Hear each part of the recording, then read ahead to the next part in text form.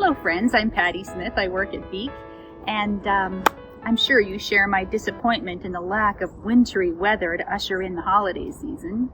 To that end, we are going to have to resort to some craftiness to bring the season in. And I'm just delighted that you've decided to join me for a wreath making workshop using natural materials.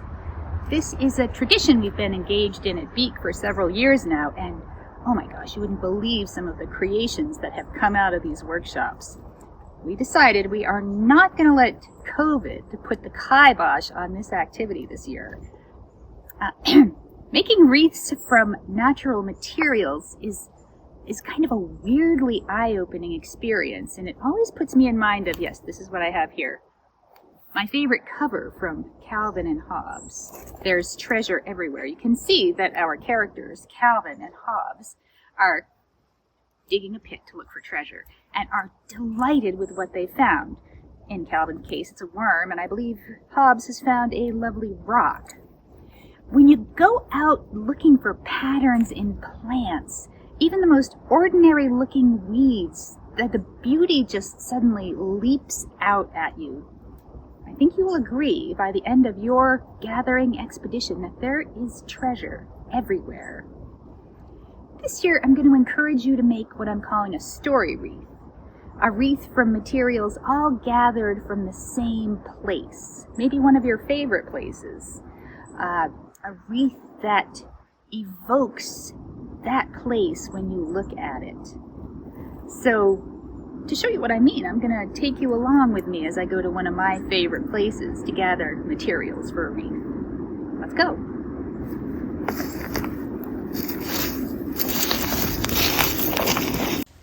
Here we are in my most familiar place, a northern forest beaver wetland. These muted colors contain silver and gold when you start looking. This is the pond where Dew and Henry have set up for the winter, my beaver friends. You can see their big food cache in their lodge, and it's raining just a little. This is treasure indeed, a fallen spruce tree. Here we can feel free to gather as much foliage as we want. And the densest branches and the cones are often at the very sunny tips of trees, so if you happen to encounter a tipped-over evergreen, you are in business. Alder is a common wetland shrub, and here these buds will become catkins in the spring. I love this maroon color. Here's some treasure. This island of little lowbush blueberries. I love their reddish twigs, and they have the most complex little branches. I'm going to gather just a few sprigs. Okay, I've walked around here and gathered a bag full of beauty. I'm going to take it home, spread it out, and show you what I found. Here's my treasure all spread out, ready to become wreaths. Let me just introduce you to some of the characters. Here are the evergreens I gathered. I'm lucky enough to live at high elevation, high enough at least for spruce and fir. Here's the spruce we gathered from the fallen tree, very spiky spruce. Fir has soft, round-tipped needles and those very aromatic buds that just smell like Christmas. And these are bulrushes. I like that feathery, curly thing they do. These pretty things are some type of sedge. I'm not sure which one, but I really love these little flowers. We'll see how they work in a wreath.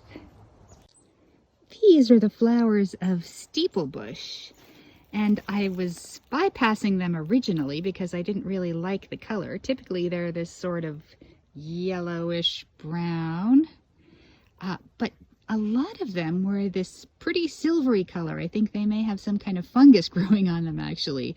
So I'm going to see what I can do with those and maybe throw in one of these coppery ones for contrast. Now this grass, you may not be able to see. We'll try and get in a little closer. I just love these delicate little teeny tiny grains left on it. So I thought I'd see what I could do with some of that and that nice nice pale color. These are the flowers and seeds of a vine that grows abundantly in some wetlands called the Virgin's Bower. I think they're very pretty. I'm going to see what I can do with them. But they have been rained on a few times, which is one of your considerations in making a wreath. If you're going to be hanging it outdoors, you're going to want some wreath items that are going to be more robust than some that I've gathered. So I think what I'm going to do is make an indoor wreath and an outdoor wreath.